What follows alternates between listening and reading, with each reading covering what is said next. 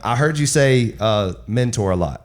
So give us just a little insight on your mentor and like how he helped you and, be the man that you are. Yeah. I have many mentors, but I have, one mentor that he took me under his wing. And it's funny how the story goes, because it wasn't him generally that picked me as his mentee. It was his wife, because funny story was he came over to a presentation once where I was supposed to be presenting. I presented during that presentation and I basically shit the bed. I was so nervous. I'm like, yo, my mentor's in the room. This is the guy I've always wanted to work with. And he watched me present and I did a very terrible job. So a couple of weeks later, I was at an event and I had a good conversation with his wife. And his wife ends up telling him like, hey, you need to put that kid Neno under your wing. He's going to be like the next big thing in this business. I promise you. And he was like, are you sure? Because if you would have saw the way he presented a couple of weeks ago, you wouldn't be saying that shit. Like, no, trust me, he has all the intangibles. You need to put this kid under your wing and start to help him. And that's exactly what he did. He trusted his wife, wife's intuitions and stuff like that. And, he started to help me. He started putting me under his wing. And, he just started teaching me his ways and guiding me through through life and business and just how to establish myself as a leader in business and how to build a successful 6-7 figure, organization within my business. And, he's just been such a help because, you got to find somebody that has already the results that you want and just do what they do. And that's what I did. I found him. He was always somebody that, he grew up in similar neighborhood in New York. He was able to create the success. He has a beautiful family, son of God, everything. So I was like, that's somebody that I can emulate, that I can follow. So naturally I was like, okay, I'm gonna just do what he did. And I just started following his footsteps, saying what he said, doing what he did, acting like he did, and just adding my sauce to it, in my way. And naturally, I started to create the success. And I think mentorship is one of the most important things that anyone in entrepreneurship can do to become successful. I always tell people that's probably one of the first steps that you need to take in entrepreneurship is find somebody that, is a mentor, somebody that you can follow so you can, take the same steps as them and eventually you'll create some of the same results as them. And also somebody that's done it. Done it. What the thing that stood out to me that you said is you found someone that was doing what you wanted to do and you did what they did. I did what they did. Whatever they did, you did. And I find that it's a lot of times in the business that I'm in and the people that I deal with is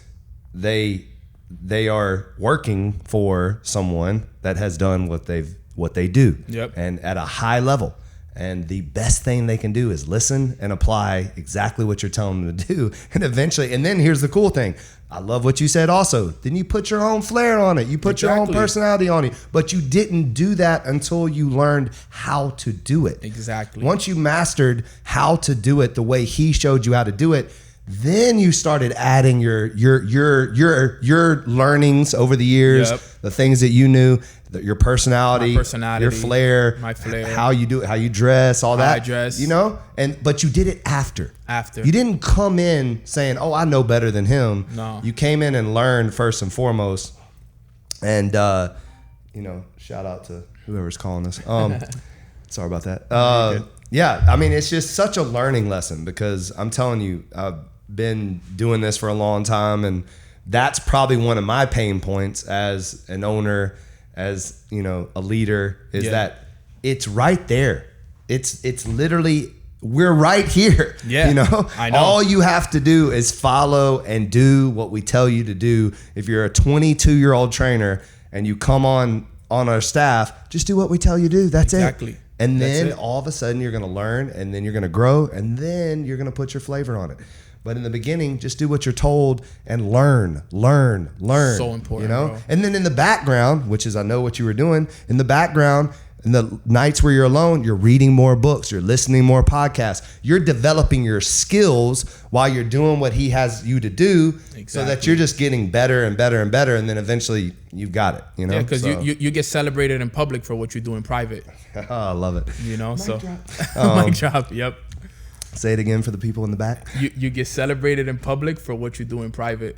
And that's so important. Did you have a mentor like that help you set, in the beginning of your journey? I had like you said, many. Most of my mentors, number one was my dad. I think at an early age, he established discipline in my life, and I knew what hard work was by the time I was like 7 years old. You know, I yeah. knew what it was, what hard work looked like, what it felt like. What did he do? You know, well, my dad was an investment banker. Okay.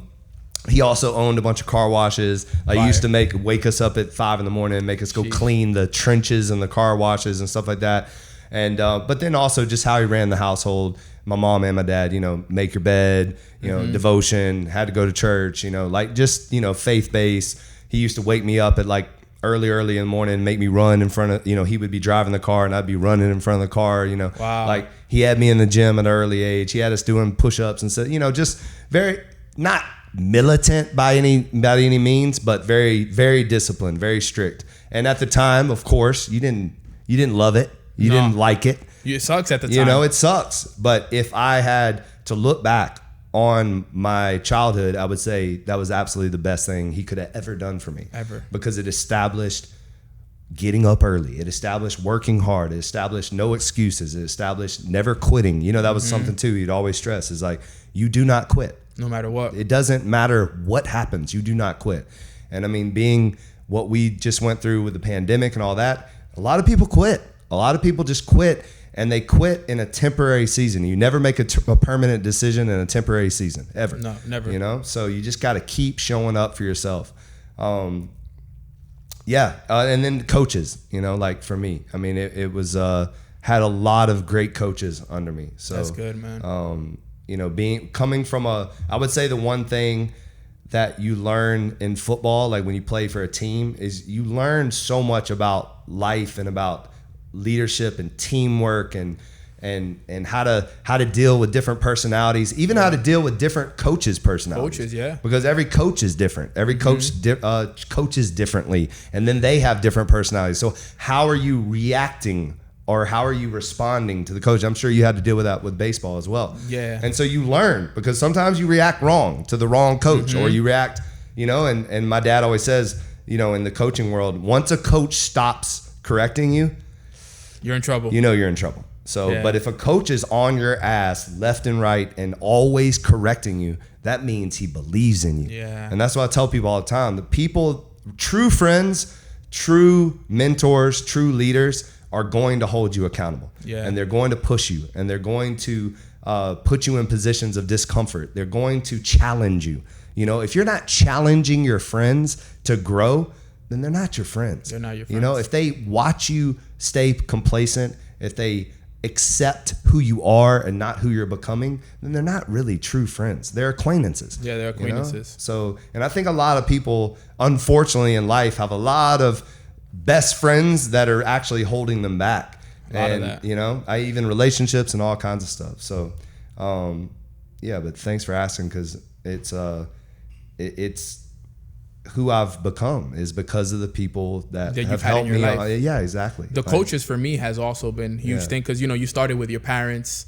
My parents were huge coaches of mine as well. They helped me build a lot of that foundation. But then, like you said, my coaches were, you know, my baseball coach, my pitching coach. And then these people become like your second parents in life. And then they're also teaching you foundational things. And I feel like I always tell people, I'm like, I had very good coaches my whole life, starting with my parents and then my pitching coach and then everything that went out. And that's how I was able to, you know, learn the importance of teachability. Because some people are not coachable. They think that they have it all figured out. But my whole life, I've always had somebody tell me, Neno, this is how you do it. This is how you be held accountable, and you're always going to be held accountable for your actions as well. Right. So I've always learned the importance of coachability, and in business and in anything that you do in life, you have to be coachable. And I think that that's something that a lot of individuals miss in life is that they think that they all have it figured out. They have too much ego, too much pride. They don't like to fail. And when you don't like to fail, you don't like that coaching, it's going to cost you long term for sure. Or if you don't like conflict. If you know, that's another conflict. thing too. Like a lot of people avoid conflict, avoid confrontation. I love conflict. And that's where the growth comes from. Have you ever read the book, The Advantage? No, I haven't. Oh, you got to read that one. It's really gone on company culture, and it talks about like no water cooler talking. You got to meet conflict head on, and you got to talk about the things that are bothering you. You know, otherwise you're not going to figure it out. You're not going to make the relationship better. Oftentimes, when people are confronted or challenged, they feel some type of way on the inside. It makes them feel like either bad or hurtful or defensive or whatever. And it's okay. And that's where I think people are wrong, because like if someone corrects me, I feel the same thing.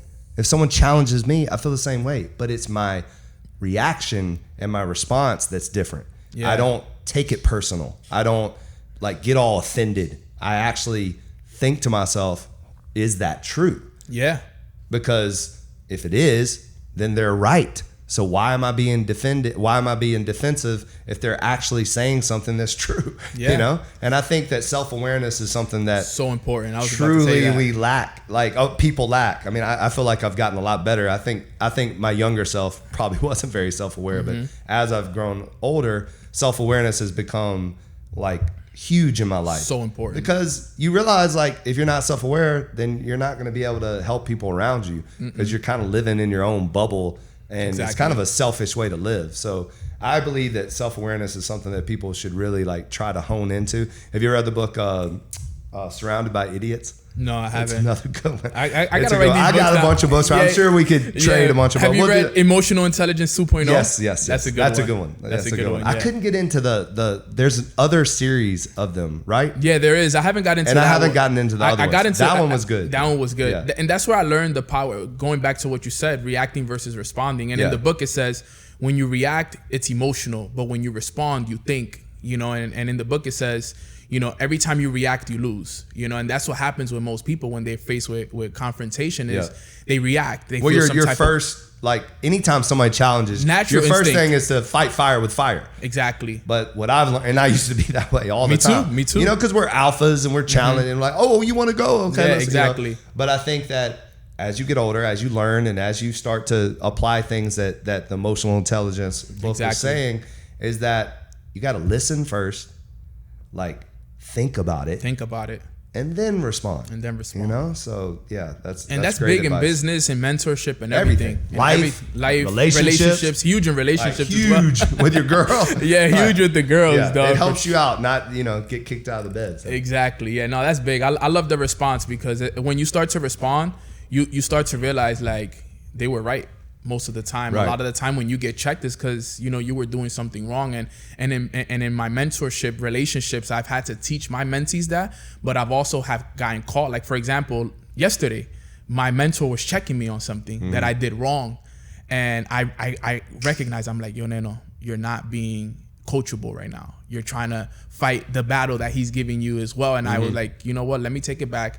And I just started to receive it. And he was right. He was right. You did it wrong. You wasn't supposed to do that. You weren't supposed to say this. And then I started to take it in, and I took accountability for it. I said, no, you know what, coach? You're right.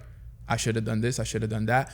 And it was a moment of, I almost caught myself reacting, and then I had to bring myself back, and I was like, okay, Neno, we got to respond to this, you know, because it's going to happen at all times of your life, you know, and it's something that's needed. And it's important to the learning process as well, because if not, you're not going to ever be able to receive the mentorship or the guidance that's given to you, because your ego and pride get in the way. Yeah. And also the ego and emotion cause you to like, you're saying stuff that you haven't even thought through yet. Yeah, you're just spitting stuff out. And sometimes whoever's challenging you, there might be a context that the reason why you said what you said or did what you did that they don't know. But if you fight it with emotion, you probably forget your context of why you said whatever you did or did whatever you did. So by thinking about it, calming down, you know, responding later or whatever, then maybe you can put your perspective on it that makes sense, you know? So yeah.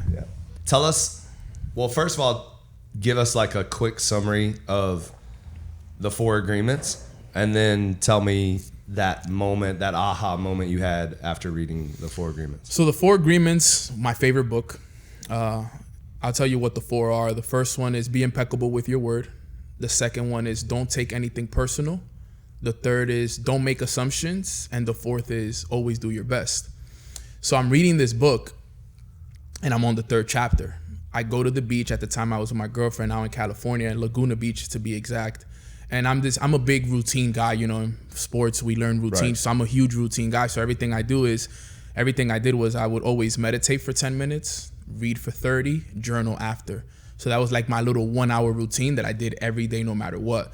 So at the time I told her, hey, can we go to the beach? Because I'm a big beach guy. I love being on the beach, meditating to the water, cleanse, you know, it's just super level, next level. So I'm reading this book, And I'm reading chapter 3 at the time, which is don't make assumptions. And I'm reading the book and I'm listening to, I'm reading everything that it's saying about the assumptions that we make in life and how we need to act instead of assume. And what ends up happening is I'm reading this book and I start to think about my business. And I'm like, I'm making a lot of assumptions within my business. I'm assuming that people are making money. I'm assuming that people are being, led correctly and all these different things when in the business. And I'm like, I'm just assuming. I'm not making sure. I got to make sure that people are actually doing this. I can't just assume that it's going the right way. I got to make sure.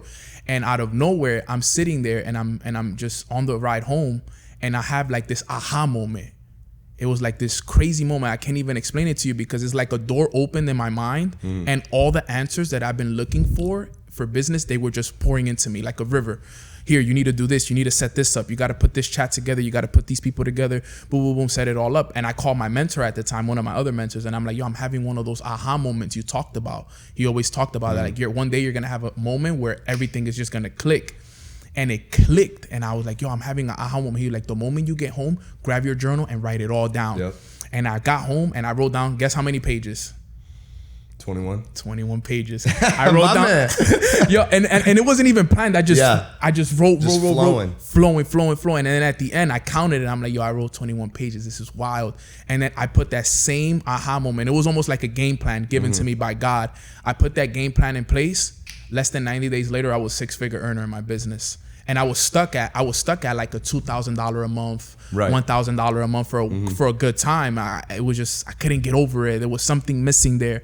And then that aha moment was the one that took me to that next level. And I finally went and started earning, over $10,000, $15,000 a month. And it was from one moment to another. But if it wasn't for that aha moment, me realizing that I was just making a lot of assumptions in business, that if I didn't change that, I would have stayed the same. But because of that book, because of the moment and everything, and I feel like it all aligned perfectly, the beach and the peace that I was feeling and the journaling and everything. But that was what happened. And then, bro, everything changed from there. My whole life changed from there after that. And then and what's funny? I also started Mornings with Neno a week after that as well. Wow. So it just all aligned, bro. Yeah.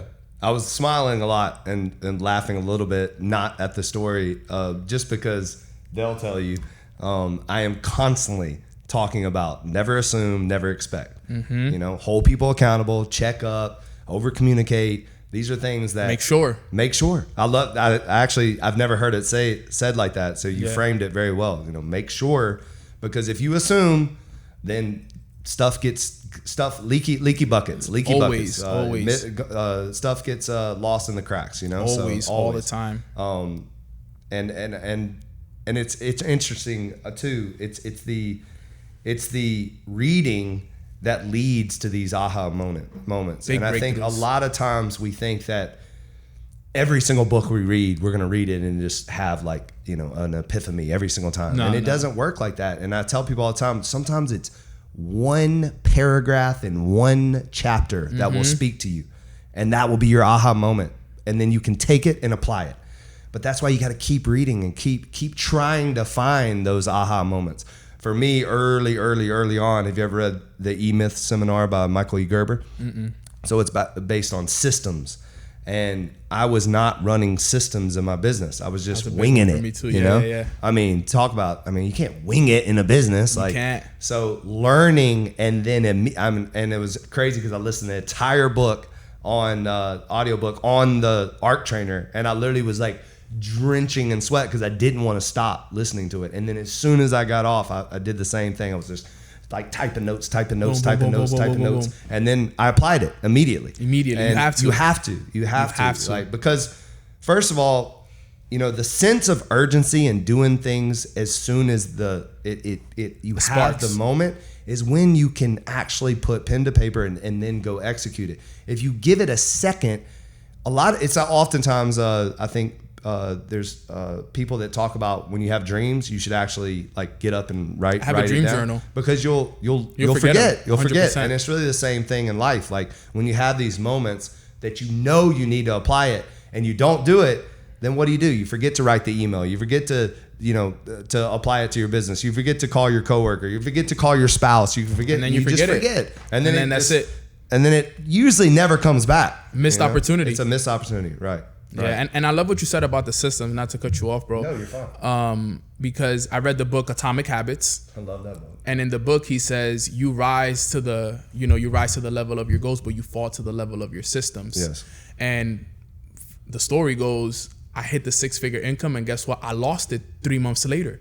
Okay. So I get to the 6-figure income and I lose it 3 months later. And what ends up happening is after I reevaluate everything, the reason why I wasn't able to keep it, because, they say it's not about the level you can get to, it's about the level you can keep. Mm-hmm. The reason why I wasn't able to keep it was because I didn't have systems. Mm.